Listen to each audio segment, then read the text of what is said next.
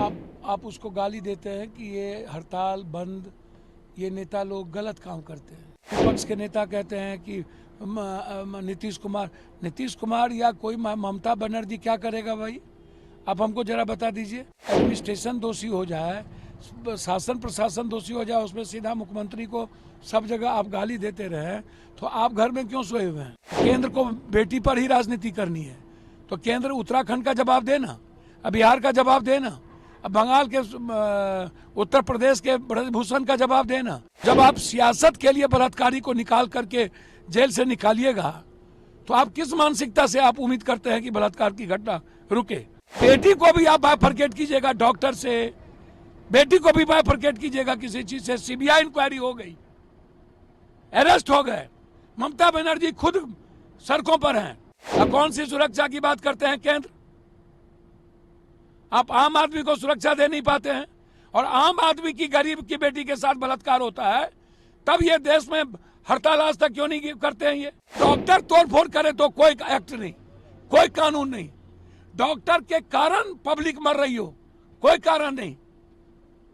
CBI inquiry हो गई, अब इसको क्या चाहिए? कोलकाता के राधा गोविंद मेडिकल कॉलेज और अस्पताल में एक ट्रेनी महिला डॉक्टर के साथ बलात्कार और फिर हत्या पर पूरे देश में गुस्सा है।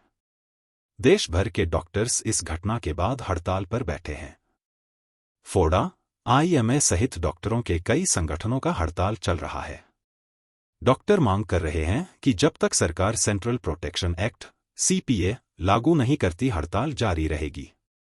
लेकिन इस बीच राजनीतिक बयानों से डॉक्टर खासे नाराज हो गए हैं।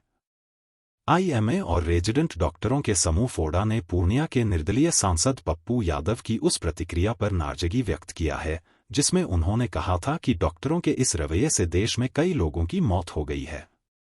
पिछले 72 घंटे में पप्पू यादव ने एक्स पर डॉक्टरों के हड़ताल पर कई पोस्ट किए हैं। इस पोस्ट को लेकर सोशल साइट्स पर प्रतिक्रियाएं भी आ रही हैं। खासकर federation of resident doctors association फोडा के व्हाट्सएप ग्रुप में पप्पू यादव के पोस्ट पर नाराजगी जाहिर किया जा रहा है। पप्पू यादव ने एक्स पर लिखा है, डॉक्टरों ने हड़ताल कर 12 लोगों की जान से मार डाला। इस नरसंहार का जिम्मेदार कौन? अगर कोलकाता वाले गैंगरेप में डॉक्टर ही शामिल पाए गए तो सारे डॉक्टर उस रेप की जिम्मेदारी लेंगे।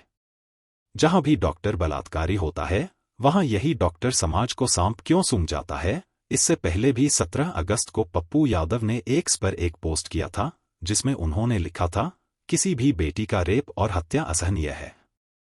हर बलात्कारी हत्यारे को 2 महीने में फांसी हो, पर जिस तरह से डॉक्टर समाज आंदोलन के नाम पर उपचार बंद कर लोगों की जान ले रहा है, वह कम बड़ा अपराध है। डॉक्टर बंधुओं, इलाज करना आपका धर्म है, न कर अधर्मी बन रहे हो आप। डॉक्टर समाज महापाप से बचे।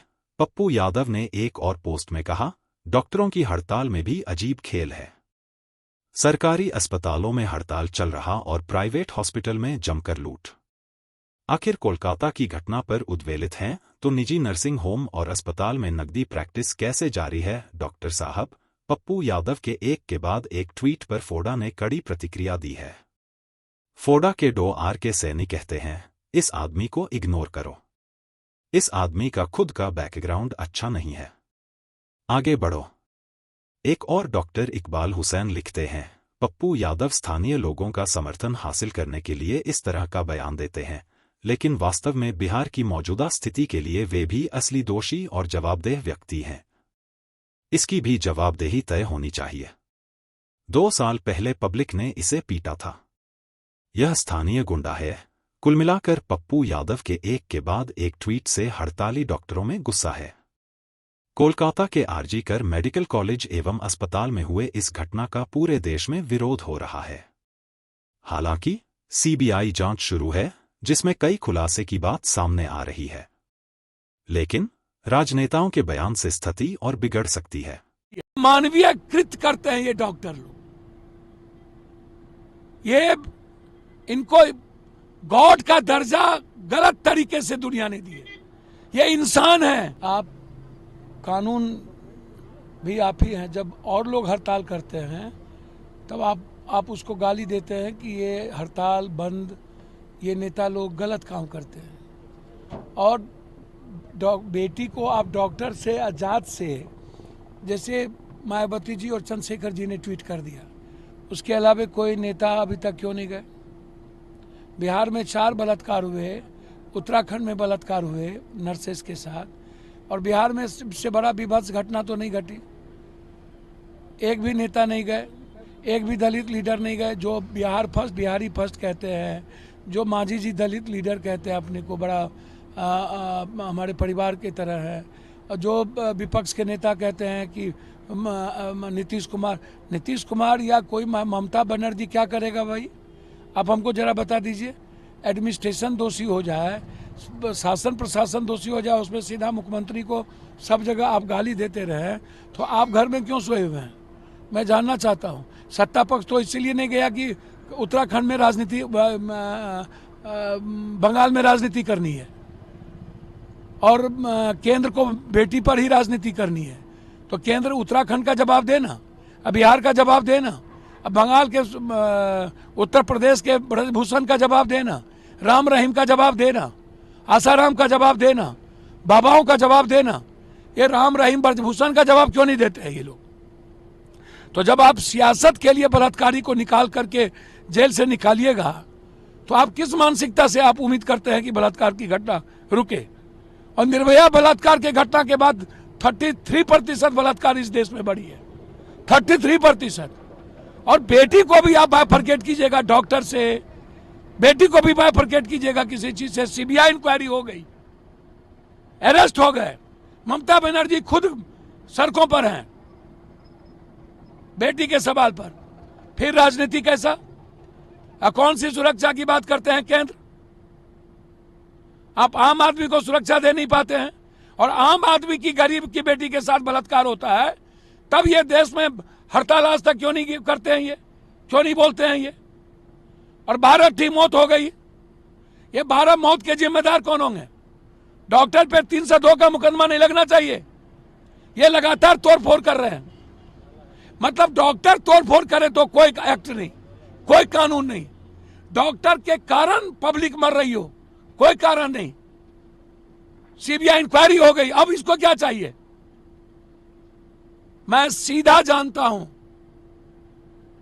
और मानवीय कृत करते हैं ये डॉक्टर लोग। ये इनको गॉड का दर्जा गलत तरीके से दुनिया ने दिए। ये इंसान है, और इन्हें इंसानियत का पता नहीं है, मेडिकल काउंसिल ऑफ रूल का पता नहीं है। ये आप समझ लीजिए। अविलंब फांसी हो। हम केंद्र से आग्रह करेंगे कि एसपीडी ट्रायल करा के 1 महीने के अंदर इन बेटियों के बलात्कारी को फांसी दे दीजिए। करेंगे, और आगे इसके बाद अब कोई बलात्कार नहीं होगा, इसकी गारंटी केंद्र लेंगे डॉक्टर। इसीलिए अनह्यूमन है, और अपने ईगो के कारण डॉक्टर आम लोगों की जान ले रहे हैं। आप डॉक्टर पर बड़े सवाल खड़े कर रहे हैं। हाँ, हम हर व्यक्ति पर खड़ा करेंगे। नेता पर खड़ा नहीं किए कि राम रहीम, ब्रजभूषण क्यों नहीं गए विपक्ष के नेता? कि संजय यादव ने बलात्कार किया, मारा? मैं ये सवाल खड़ा कर रहा हूं, क्यों नहीं गए? अभी तक क्यों नहीं गए? अभी तक क्यों नहीं गए मधुबनी? क्यों मोतिहारी नहीं गए? क्यों? मुजफ्फरपुर में जिस तरीके से जो बच्ची, नाबालिग बच्ची के साथ जो, मैं वहीं जा रहा हूं। मैं वही पूछना चाहूंगा दलित नेताओं से बिहार में और विपक्ष से कि अभी तक आप वहां क्यों नहीं गए? उसकी मदद क्यों नहीं किए? सत्ता पक्ष इसलिए नहीं गए कि उन्हें राजनीति करनी थी बंगाल में, विपक्ष इसलिए नहीं गए कि उनके जात इन्वॉल्व हो गए। बलात्कारी जात नहीं होता है विपक्ष महोदय, वो बलात्कारी होता है, वो इस जन्म में नहीं हो सकता। बलात्कारी मर्डरर कोई भी होगा, उसे फांसी मिलनी चाहिए। मधुबनी के बलात्कार में कौन है? मोतिहारी के बलात्कार में कौन है? बेटी जाति नहीं हो सकती, कोई दलित यादव राजपूत भूमिहार नहीं होगा। लेकिन जिस तरीके से डॉक्टर और नेता, कभी राम रहीम, आसाराम, ब्रजभूषण, बाबा, कभी जात, ऐसे नेताओं से जब तक यह देश नहीं बचेगा, ये जो नवसिखू नेता है एक तो बिहार में,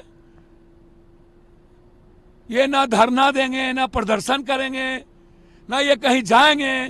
पैसा के बदौलत ये फेस चमकाएंगे सोशल मीडिया और टीवी पर, पैसा दे दे करके बयान करवाते हैं। सबको पैसा दे दे। इनको जाने से फुर्सत नहीं है, ये राजनीति करेंगे। इसीलिए इन लोगों से बचाइए। भागलपुर की घटना को कैसा लगता है, जिस तरीके से भागलपुर में अगवानी पुल फिर से तीसरी बार पिलर सर ये जो सिंगला कंपनी है ना, इसको जिंदा दिन में हैंग कर देने की इसके मालिक को जरूरत है। इसका मालिक लुटेरा है, बिहार से अरबों करोड़ों लुटाया है। 10 कंपनी बना लिया है, एक कंपनी वन बैंड होता है और इसके साथ यहाँ के सारे RWD PWD पुल निगम के सेक्रेटरी मिले हुए हैं, सबने लूटा है। सिंगला कंपनी का मालिक सबसे बड़ा लुटेरा है, उसकी जांच होनी चाहिए, इंक्वायरी होनी चाहिए, इनकी ईडी की संपत्ति की जांच होनी चाहिए, इस पर FIR लॉन्च होना चाहिए। पटना में भी 3 लोग मरे थे। ये कंपनी के मालिक लोग से बड़ा बेईमान, बड़ा भ्रष्टाचारी कोई नहीं है। और इसके साथ मिला हुआ रहता है ये सेक्रेटरी और ये दोनों, और ये माफिया ठेकेदार नेता लोग इन लोगों से पैसा वसूलते हैं और पैसा लेते हैं।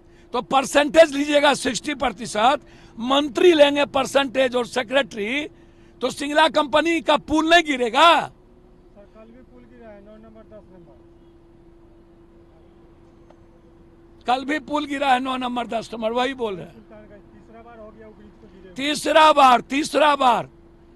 और अभी तक वो सेब हैं, तो बचा कौन रहा है? मंत्री जी ना।